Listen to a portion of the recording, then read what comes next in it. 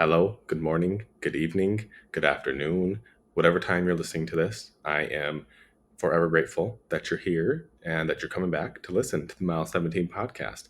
This is Colton, your host, and today we are going to jump into moving. And I'm going to go through my personal experience with moving across the country from Arizona to Boston and discuss how we got to this point. So I am super excited to unpack this and to take you down the road and through the journey of how I got here. So when me and my partner were deciding to move, it was a very last minute decision. We had just gotten an apartment in the Phoenix area in a town called Chandler. It was a gorgeous apartment. We loved it so much. Kai had been waiting to get the call from Delta Airlines where he works because he had gotten hired before COVID, before the pandemic had hit. And it just happened to be that time that when he was supposed to start his training, pandemic started. Everything was obviously put on hold, especially with the airline industry. And so they held his job for a couple years, and then they gave him kind of a last minute notice and said you have to be in Atlanta for a month for training, and if you can't be there, then the job can be somebody else's. So he went, and we at that point we knew we were gonna have to leave Arizona. We didn't exactly know where we were going to be going, but we had an idea of some cities in mind. We knew that Phoenix was not an option. So when he got to Atlanta, he reached out to me on the day that they got to, bid for the cities, and we made the decision together. And our top three choices, it's kind of funny to look back on with how different our experiences could have been. Um, he had three choices he had to bid on, and basically they try to give you your first. If it doesn't work, they go to the second. If it doesn't work, they go to the third. So we put Boston as number one. We put Minneapolis as number two, and New York City is number three. I believe that's the order that it went. I might have to verify with him, but I think that was what we had gone with. And so at that point, the month or the training in Atlanta was 1 month, and he reached out to me. I think it was like with 3 weeks left of his training, and he said, "We got Boston. We got to go." So at that point, I literally put in my notice at my job. I was rushing, looking online, trying to find a place to work, and figure out how the hell we're going to get our dog out here, all of our stuff. It was a lot. So, in planning all of this, I was looking in Massachusetts, looking in Boston. My plan, since I was working as an emergency room nurse, I was like, I could just find a travel job in Boston. It'll help us just to move out there, something temporary. You can usually get those jobs quick. I'm not going to have to, go through the whole interviewing process and all the training. Like, with travel nursing, you find the job, you get there, you have 2 days of training, you hit the floor running. It's a very, very fast process. And so I was like, yes, this would be the best option. Nobody in Boston would call me back because I think since it was like my first traveling job, I was just having a hard time landing that first one.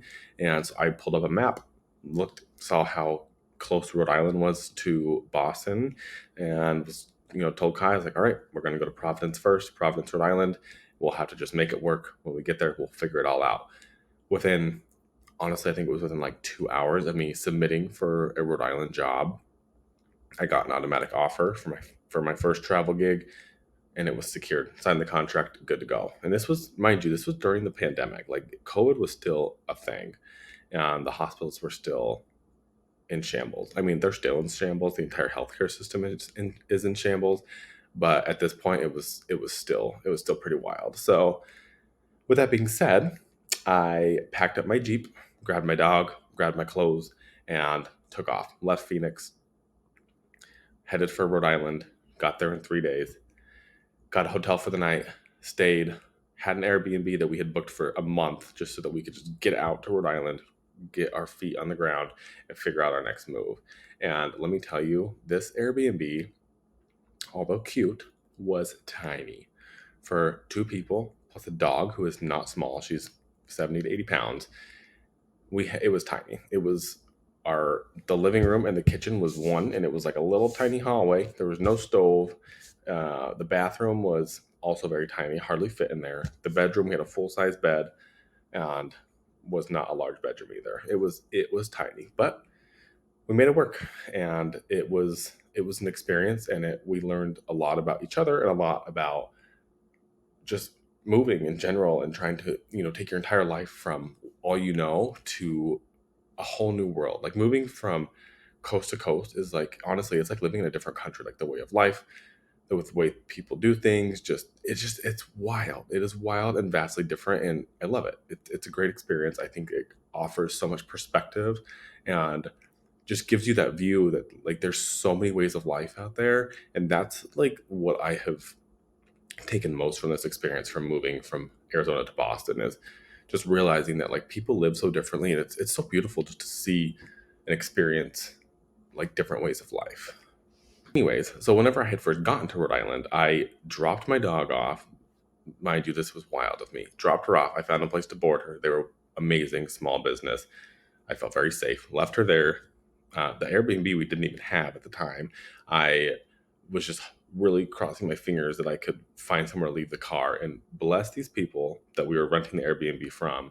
Like I said, our dates hadn't started yet, but we had booked it, and they were so kind and gracious. They let me park my car at their house for a week before we had even started renting their place. And I flew back to the West Coast, took care of some stuff, flew to Atlanta, picked up Kai from his Delta graduation, flew back to Phoenix to get some more stuff, packed up as much as we could in these suitcases. I think we each had like two or three, flew back to Boston, took an Amtrak Boston to Rhode Island. We were finally there. When we got back to Rhode Island, I believe I had one full day to get myself together to start my travel job. Let me tell you, this was a roller coaster of emotions. It was exhausting. It was exciting, yet it was terrifying and scary. We knew nobody out here. We didn't know a single soul. It was just me and Kai and our dog. As I was explaining to you, this Airbnb, we hadn't actually seen it until we got there. We'd seen pictures. I had seen the outside of it when I parked my car there. But when we walked inside, it was like, oh my God, how are we going to do this? It was tiny. Like when I tell you it was tiny, it was tiny. The host was amazing. Like they were just so sweet and so welcoming and so just, I don't have, honestly, don't even have words for it. Didn't even know those people. I still never actually met the person who owned the Airbnb. I met her daughter that had like allowed us to park there, but they just were so kind to us. But when we got there, the laundry, like the washer and dryer was out. We were Ubering to do our laundry. We were sharing one car because we'd got my Jeep there. Kai's car was in transit. We were waiting for it to get there from Arizona. We had shipped it. And so we shared a car, and he was commuting from Providence to Boston to get to work. I was working in Rhode Island. So half the time I was Ubering. Whenever we had to do laundry, we were Ubering. It was a lot. And like I said, we had never been out here. Neither of us had ever been to the East Coast. We had no idea what the hell we were doing or what we were in for.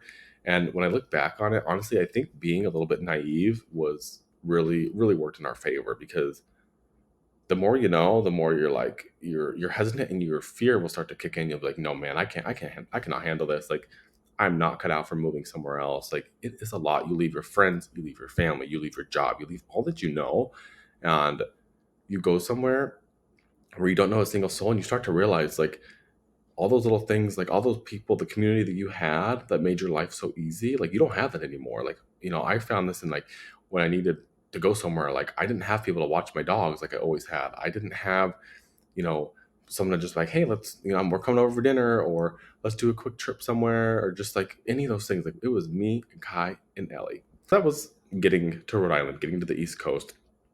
Beautiful experience. It was, like I said, I look back on it now, and I'm really thankful and grateful for that time and for that experience that we had together, because it was so unique. And like although it was difficult, we truthfully, we just we fought. I'm not gonna lie, we fought, but we learned to lean on each other and to trust each other. And when that's all you've got is each other, like you have two choices. You're either gonna crumble and things are just not going to work, or you're going to learn to lean on each other and trust each other. And that's what we did. And I think that it really strengthened our relationship and helped us to see each other level and eye to eye and be like, okay, like this is the way you live, this is the way I live. Like we hadn't been living together that long in Phoenix, and man, we just went for it. And I think that it's beautiful. Oh, hi Kona. I think that it's beautiful to, just allow yourself to take those risks and to be vulnerable and to put yourself out there. And sometimes you just got to go for things without too much thought. Like, had I sat and thought about this too much, we probably would have never made it out to Boston. It probably would have been like, this is too much. This is too risky. Like, I don't know. Like, I have a job out here. Like, we have no idea what's going to be going on out there. But gosh, what an experience it's been. That's really all I have to say. It's been an experience. At this point, we left Rhode Island. I was there for 3 months. I did a 6 month contract there. So after the first 3 months, we had already had an apartment leased in Boston, right outside of Boston. We live right outside of Boston. So we moved here. I was just going to commute instead of Kai commuting from Providence to Boston. We were just going to flip flop, move to Boston. I'll just commute to Providence for work for 3 more months. And the day that we moved to Boston was what they call out here a nor'easter. It was a huge snowstorm. We made it into the city before the snow had started hitting hard, and get to the apartment. They're like, "Oh, we weren't expecting you today." So think about this. Think about getting somewhere. We don't have an apartment. It's about to snow, feet of snow, and we have me and Kai and our dog and all of our shit in two of our cars. We were like, what the hell are we gonna do? So, fully, the apartment complex figured their shit out. We got into our apartment. It hadn't even been cleaned because they weren't expecting us, and we had zero furniture. And so we got all of our shit unpacked out of our cars. Mind you, with the snowstorm and the parking, we had one parking spot in our garage. And so the apartment or the city that we live in said, okay, everybody who is parked on the street, you must locate or relocate your car to this garage at Harvard. We had never been here before. We had no idea what the hell we were doing. So it's chaos. We went to the grocery store to try to get some food, make sure we had enough. During the snowstorm, the shelves were empty. People had completely, it was like during COVID when people were just wiping out the grocery stores and they couldn't keep it on the shelves. Like we got there, we grabbed what we could. We went to the liquor store, we got some stuff to drink, and somehow found this Harvard garage to leave my car at, and made it back to our apartment. Again, we had zero furniture. Zero. I had ordered a mattress off of Amazon that we stuck on our floor, and that's what we slept on. Because the rest of our stuff that was in Phoenix was being shipped out to Boston and wasn't going to be here for a few more weeks. So, oh my gosh, look at her. She's so cute. Hi, Conan. And yeah, that's what we did. We made it. We didn't have anything. It was, it was wild. And when I look back on it, I'm like, wow, that was insane what we did, and we just embraced it. We during that snowstorm, it was pretty fun. We were both home. It was around my birthday, and we took our little Toyota Corolla out during, in the evening when the snow had slowed down, and shoveled our way out of this garage that we had parked in that's underground. So we had to shovel our way out and went out, got a birthday cake, and came home. And just, it's such a great memory. Like I'm so thankful for it. Like when you think that those times that are just like terrible, like could have been like an awful experience, like, the sounds like absolutely miserable. Like it's honestly one of my favorite memories. Like it was so random and so fun and so fresh and new, and we just embraced it, honestly. And I'm not gonna lie and say we didn't have struggles. Like this was the beginning of all this, so like it was exciting. Like we definitely had some struggles, and we can talk about that, in a later episode. But that time, those few months that we had, it was also new, and we were just going. Each day was like, okay, how are we going to tackle this? How are we going to do this? And we were just learning, learning, learning, learning. And now that we've been here for a couple of years and we've settled in, it's so interesting to look back and to reflect and to be like, oh my god, like look at what we made it through. Like that's it's pretty amazing. And I think you can take that into your own life and realize, like these things that you're going through, like when you listen to people who are older or who have been through a lot and have wisdom, like they didn't get that by doing nothing and not having hardships and having experiences that really shaped who they are. like this experience of us moving out here, it changed us. Like it really did. Like it has molded us and shaped us into these, different people through the experiences that we've had, because it was so hard at so many different levels that we had to adapt and to like, change into our environment in order to survive, truthfully. Yeah, that's the story of how we ended up in Boston. And I'm still travel nursing. I am just doing, local traveling around Boston. I had, some other jobs that I had tested out that I just didn't fit for me. And so I went back to travel nursing, and it's kind of nice to just, I can do it locally here in Boston. I've been at the same hospital now for over a year, but it just offers me that flexibility and kind of what I need to do what I'm wanting to do in my life right now. And had I never taken that leap to get that first travel contract, like I would still probably be at the same job in Arizona, which is fine. There's nothing wrong with that. Like that would have been the path I chose, and who knows what would have happened. But I I just feel really grateful for taking that leap, and although it was scary, just allowing myself to fully embrace it and to I had to put the fear aside in order to do this, because I'm an overthinker. I will think of worst case scenario most of the time. And so to be able to just like put that aside and I fully embrace this experience. And I think that's the only reason that we have survived out here for so long and we're able to adapt and to actually settle into where we actually enjoy being here now, is that we both had to like let go. Because for so long we'd be like, oh, like this is so different than Arizona. This isn't the same. We'd get to our gym and be like, oh, like this isn't the same as like our gym back home, or look at our apartment, and it would be like, oh, our apartment in Phoenix was so much nicer. And we had to really take a step back and be like, why are we here? Like what is the point of this? This is teaching us something. This is, there's a higher purpose for all of this, is what I'm trying to get at. So thanks for listening to my experience from getting from Arizona to Boston. I think there's a lot to unpack from that and to learn from it. Um, so I'm going to kind of just go through like the 10 lessons that I pulled from this experience that maybe can help you. So whether you're moving somewhere or you're just in your everyday life, one of the top lessons that I learned from this is lean on whoever you're with. If it's your partner, if you're moving with a roommate, with your sibling, or yourself, or a pet, whatever it is, like lean on each other. You can't get through this by yourself. Even if you're moving somewhere solo, totally by yourself, like you can't get through life with just you. Learn to lean on other people and to allow them to pick you up whenever you're feeling down. Like I've always felt like I have to do things on my own, and that I can handle everything. I can handle it. I don't need anybody. But I've had to embrace learning to lean, especially on Kai, my partner, in times of hardship, because I realize that there's times when all I've got in the tank is 30%. And if he's got that 70% to balance us out, like I have to lean into that and to allow him to lift me up during those times. And so my second lesson from this is feel those emotions. If you're missing home, if you're missing your friends, your family, you feel like you're missing out on things, like allow yourself to process it. Like don't hide it. Don't put it deep down and forget about it. Like allow yourself to feel that.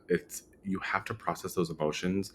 And if you feel sad, if you feel angry, if you feel happy, if you feel excited, like allow all of that to go through your body and then release it. Like I'm not saying to hold on to it, to keep it, process it, get it through your body, and then get it out. The third thing is to stay open minded. Like you're going to experience things that are so beyond your comfort level, and maybe things that you've never seen, people that you've never seen, ways of life that you've never seen, perspectives you're like, what in the hell are you thinking? But if you learn to like live with an open mind and to realize that maybe you can learn something from people, even if you're not totally in agreement, or if what someone's saying, you're like, what? Like you can learn from those experiences, and keep an open mind to understand that we all come from different backgrounds. We've all lived different lives, that no matter what, even if you have somebody that's your best friend, like you're still gonna have like different ideas of the world. So just keep that open mind, especially when going into new experiences like this. Because if you keep that narrow mind and you keep comparing everything you're doing to where you were before, you're gonna be let down. I promise you. Number four, explore. I don't care where you're living, what you're doing. Get out and explore. Go out and just walk around. You don't have to go spend money. You can, I could, from where I live, I can take the train into the city. It costs me like $2 probably.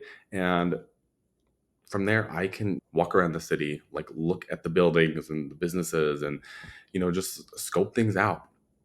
It's so healthy and so fresh to just like get out there and like see what the world is offering you. Even where I live, just walking around, the park by my apartment and just it's so important to just embrace your environment. And no matter where you're living, you can find such beautiful pockets of neighborhoods or city or nature or whatever it is. Like just get out and just see what is around you. Like you have to realize how beautiful and amazing and miraculous like the things that the world offers us to see. Number five, keep trying new things and don't stop. Like don't be complacent. Keep going, keep trying new things. Even if something doesn't work out for you, reset, try something else. Like you have to keep going. The life is literally trial and error. Like just keep the cycle going. Number six, this is if you're moving somewhere where your friends and family are not, you are going to miss events. You are going to miss people. There's going to be birthday parties and baby showers and get-togethers and vacations that you're going to miss. And that is something that you have to realize and you have to accept, or this it's never going to work. If you're looking at your friends and your family's social media and you're feeling, sorry for yourself that you're missing out on all of that, you're honestly you're closing yourself off to a whole different experience with other people and your own personal life because you're so worried about the things that you're missing back home. Get to what you can and learn to just be happy that they're having those experiences and feeling that love, and that you can feel that from afar and have your own experiences and build your own life in your own community where you're at. Number seven, this is definitely a lesson that I learned from moving, is keep your shit minimal. Especially if you're moving long distances, you don't need half the shit you have. Probably more, 75%. Like get rid of the shit you don't need and start over wherever you're at. Unless it's like obviously if you have like grandma's table or something that you it means something to you, like I get it. Stick it in a moving truck. But if I had to do things over, I think honestly, because absolutely bless my friends back in Arizona. Shout out Tanya and Oscar. They packed up my entire, and I mean my entire apartment in Phoenix, and boxed it up, cleaned it, got everything ready for the moving truck, and shipped it out here to us. I still can't believe that they did that, because if anybody's ever moved, you know how absolutely miserable packing is, and especially if it's someone else's shit. Like, oh my god, like wow. So yeah, get rid of your shit. Like you don't need it. Restart. You don't need it. I promise. Get rid of it. Number eight, stay flexible. You have to be able to pivot and go different directions and allow the experience to take you. If you're trying to control everything and you're trying to be so rigid and stay in control of the situation, it's never going to work. Like allow things to happen and go with the flow and control what you can. But if you're trying to control everything, that was me. I acted like I had the controller and that like I was the one moving our lives around. Like no, do what you can, take the actions and let things flow and let things happen. I promise you so much, it'll be so much better. You'll feel so much more relaxed and you don't have to be in control of everything. Like things are going to happen the way they're going to happen. Got it? All right. Number nine, learn to let go, which I've kind of already said this within all of these, is learn to let go of all the nonsense, of the stuff, of missing out on things. Like you have to learn to just let that shit go. And number 10, the most important one, is being comfortable with being alone. This experience has honestly, I have I've had really, really dark and hard times during all of this, but I have also had so many liberating moments and self exploration and self love. And I have learned so much about myself during all of this, because when you move somewhere, and especially I'm with a flight attendant, he's gone, half the time. You're alone a lot. And if you can learn to embrace that and to really start exploring yourself and your needs and your wants, it is one of the best feelings in the entire world, because I've always been like okay with like doing things by myself, but this has gone to like a whole new level for me. I have never explored myself so much and been so open to just new experiences and allowing my life to kind of take the path that I feel is best for me, and truly make decisions that like light up my soul in my life versus making decisions for everybody else and to keep everybody else happy. I it's so liberating and it's so beautiful and wonderful. And please find ways to be comfortable with yourself. Like I can't even tell you, I've gone to concerts by myself. I have driven to new towns and new cities by myself. I have flown by myself. Like I have done all these things by myself and I love it. Like yes, I love being with my friends. I love being with my partner, my family. But like when it comes to doing things by myself, like gosh, I love it. Get a book, go have a cup of coffee or drink at the bar or food or just walking around. Like just when you're doing things by yourself, like you have no agenda, you can do whatever the hell you want. And you start to find the things that you truly love to do, because you're not worrying about, oh, is my friend okay with doing this, like are they having a good time, like they probably don't really want to be here. Like you really start to find out like, oh my god, like I love doing these things. Like I flew to LA to go to the Kelly Clarkson show by myself because I am obsessed, and it was just so fun. Like there's so many things that you can just do by yourself to start learning what you love. Well, that was fun. I am so thankful that I was able to kind of take you through my journey to Boston and how we got here. And I have to say, if you've never been to Boston, get here. It is beautiful. It's an amazing city. It offers so much. It's so beautiful in the nature, the people, like the city itself is it's honestly it's very clean, obviously historic. And I just wish everybody would come out here and experience some time in Boston. And you also get to visit me if you come out here. So anyways, wow, that was fun. That was a fun little adventure. I Yeah, I love this. It's so fun out here. And if you have the opportunity to move somewhere, even if it's just temporarily, whatever it is you do, if you're going somewhere for 6 months, like just do it. Like I always told myself the worst case scenario in all of this, literally, is like, I'll just go home. Like if things don't work out, and that's what I told myself the whole time when I moved out here was, if this shit doesn't work out, like Arizona's always there. Like home is always there. I can always go back. I always have somewhere that I know is gonna be there, and there's a million places to be. If I don't like it here, I could go down to Florida. Like there's so many options. Like you don't have to box yourself into somewhere just because that's all you know. And then on the flip side of that, if you don't want to go anywhere else, like if you're happy where you're at and content and building your family and whatever it is you're doing, like embrace that too. But like don't ever stop exploring where you are and the things that are around you, and most importantly, like yourself. Like I I can't emphasize how important that is for your life and your vitality. It's so important.